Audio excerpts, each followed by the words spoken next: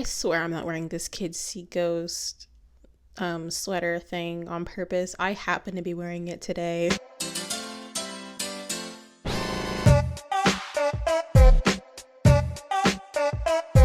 Hey guys, welcome back to my channel, and if you're new here, hi, my name is Zhariya Smith and I typically make commentary videos just like this one. Today's candle is Watermelon and Lime, which is from TJ Maxx. I recently did a candle run, and you know how I'm about my candles. I feel like we've all seen that clip of Zendaya recently in Euphoria where she's kind of rapping along to Tupac's song Hit 'Em Up, which was famously a diss track towards Biggie. Whether you've seen that clip or you've been hearing that song trending on TikTok recently, I feel like if you've been on the internet for the past 5 years, you've probably heard a diss track or two. And I feel like that diss tracks have been a big part of not only just internet culture, but musical culture in general. I've noticed recently that diss tracks have kind of been like on a downward slope, going downhill, not being as popular recently in the past couple years. And it could be because of the pandemic and because no one's having really beef right now other than Kanye West and the entire world, including Pete Davidson and Hillary Clinton and Peppa Pig for some reason recently. That he's going through a lot right now. But regardless, it got me thinking about diss tracks and how diss tracks used to be so popular, and you used to hear a new diss track, I feel like every couple months, and now you kind of don't hear diss tracks as much at all, other than Kanye West dissing Pete Davidson in one line in his new song Easy. With all that said, I kind of want to get into the lost art of diss tracks. So I feel like that diss tracks is often very synonymous with hip-hop culture, rap culture, and everything in between. However, I feel like that whenever I mention a diss track, you probably imagine a hip-hop song or a rap song. You probably imagine Tupac and Biggie, or you imagine when Ice Cube was dissing NWA after he left the group. You probably think about stuff like that. But diss tracks actually didn't really start off as something that was so synonymous with hip-hop. So the first diss track kind of came out, and it was called You Can Keep Her, and it was by Joe Tex. The story of it is actually very funny. Basically, his wife left him for the extremely talented American singer, dancer, songwriter, band leader, and many other things, James Brown. Yes, the James Brown. His wife left him for James Brown, and after James Brown broke up with her, he wrote Joe Tex a long letter basically saying that he can have his wife back. And Joe's response to that letter was the song You Can Keep Her, and it came out in, I want to say, 1962, but this was kind of the first diss track and is hilarious to say the least. I think that being the origins of diss tracks is hilarious. And you might be asking me, okay, well, Zhariya, if diss tracks didn't start off with hip hop, when did diss tracks kind of transition into hip hop? And I will say that while diss tracks are still very, known for being in hip hop, there are many songs that are diss tracks that are coming out right now. And I definitely don't want to discount those. Like we have, what was it? Olivia O'Brien made that song Jocelyn. Rappers all the time make songs about their exes. Singer-songwriters make so many songs about their exes that can be construed as a diss towards other people. But I think that whenever I want to talk about diss tracks, I want to talk about artists disrespecting other artists, because that is gold, and honestly what I kind of see as diss tracks as a whole. And this started in the 1980s, which was also when kind of hip hop started to have a rise as well. And kind of the story of diss tracks and things like that in the 80s and 90s is a roller coaster. So let's just get into it. So the first hip hop diss track and subsequent hip hop beef was the Roxanne Wars, which was between Roxanne Shante and Adelina Martinez, who was known as the Real Roxanne. Now, I could honestly make an entire video on the Roxanne Wars, which is very hilarious, but for the sake of this video, I just want you guys to know that these two girls were having a lot of beef with each other and made a lot of songs dissing each other. And this beef started with the song Roxanne's Revenge, which was made by Roxanne Shante and was featuring Marley Marl, who was also a subject of another separate hip-hop beef. Another huge hip hop beef was between Marley Marl and KRS-One, and this was kind of over where the birthplace of hip hop actually was, and which is still debated to this very day. So they had a huge beef over it. There's also a whole Wikipedia page on that if you are more interested in that beef, but this is kind of when diss tracks kind of started getting its rise, and I feel like people were kind of connecting the dots between diss tracks and hip hop, and honestly has led us to time now. The biggest hip-hop feud, which I'm sure we all know, started happening in the 1990s. This was between the East Coast and the West Coast rappers. And the funny thing is that I feel like that we all kind of associate East Coast versus West Coast with Tupac and Biggie or various other hip-hop artists during the time. However, this beef started off with a rapper that a lot of people probably don't even think about nowadays, which was Tim Dog. And in 1991, he released his song, I can't say it for monetization purposes, but just know it's the F word, towards Compton. And Compton was, and it still is, a very popular city, town, place of residence in California, which is where a lot of rappers came from, including Snoop Dogg, NWA, and many other big rappers on the West Coast. So kind of by saying F Compton, you're saying F all West Coast rappers, which is what Tim Dog was saying, because he felt like it was kind of unfair that a lot of record labels would prefer rappers from the West Coast as opposed to the East Coast, and he felt like East Coast rappers were just as good, if not better, than West Coast rappers. So this song started it all, and yes, it did get a response from Dr. Dre. We love Dr. Dre, and this feud from just this little song where this one rapper was kind of upset about him not being taken seriously by record labels by being from the East Coast kind of turned into this whole feud. And as we know, between Tupac and Biggie ended the lives of both of them because of this huge feud all over where you live. It's really interesting looking back at diss tracks and seeing the diss tracks.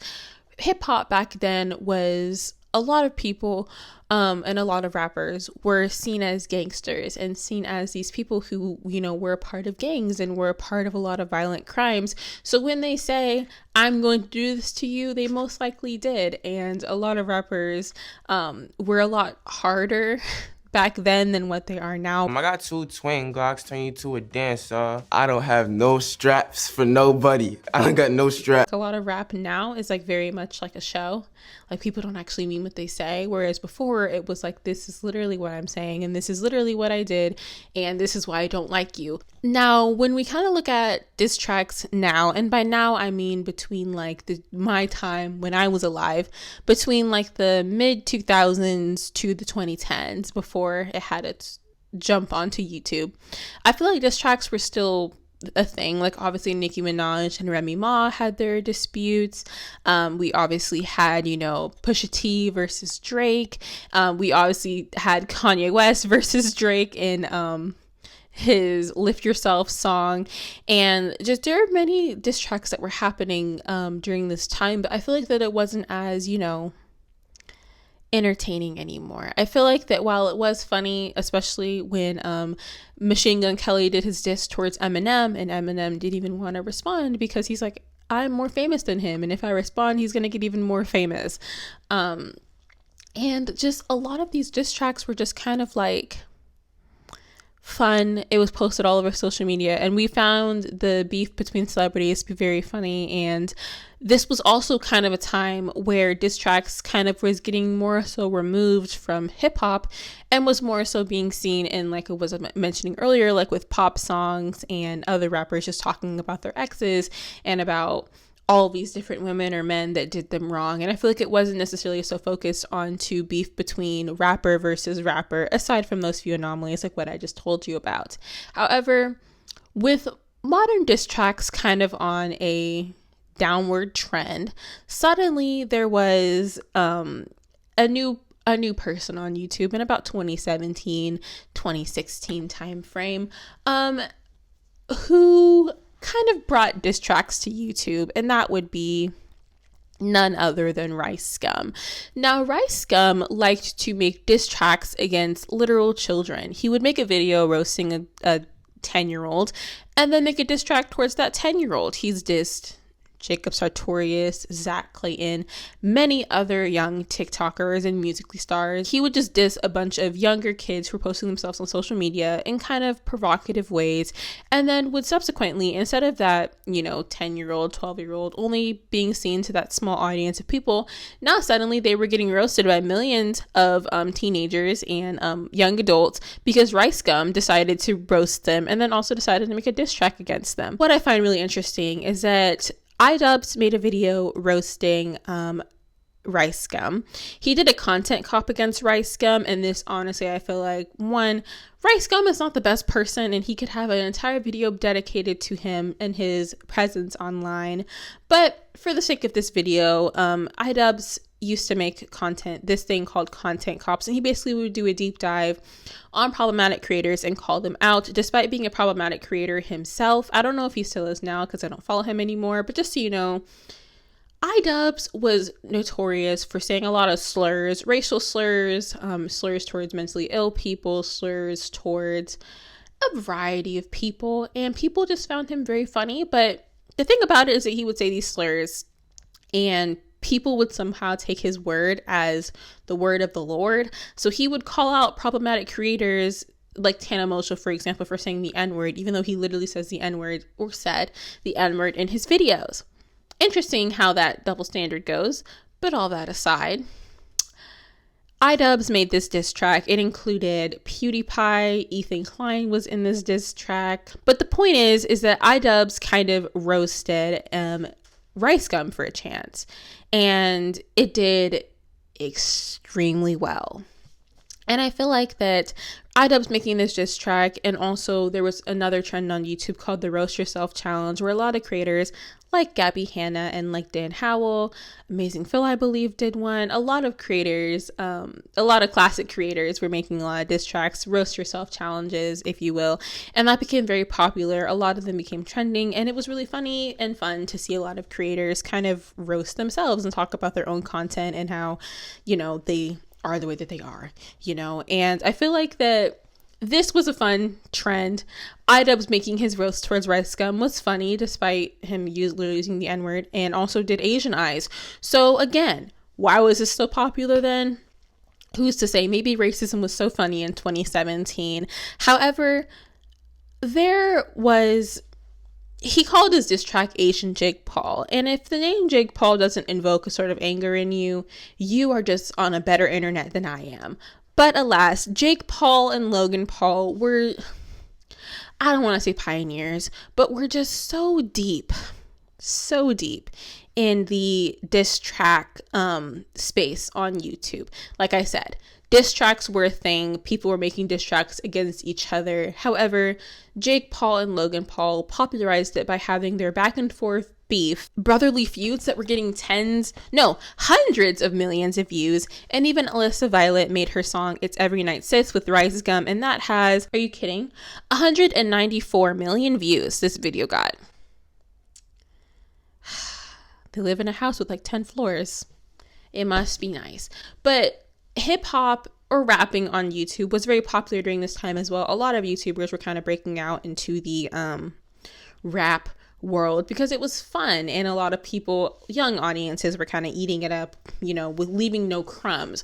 So a creator in theory was like, hey, let me make a video, not even try a lot, and suddenly I'm gonna get a lot of people to love my content. I feel like YouTube in general, while it is very funny, and while it was very fun at the time to see all these diss tracks, I feel like that YouTube diss tracks have kind of made normal hip-hop diss tracks not hold the same weight that they did, because in my gentrification of Black culture video, I talk about how I do like when other people like to expand upon Black ideas and make something brand new or make something really creative, but I feel like that hip-hop is something that used to be, still is used to point out injustices against Black people. Kendrick Lamar is a perfect example of talking about injustices towards Black people.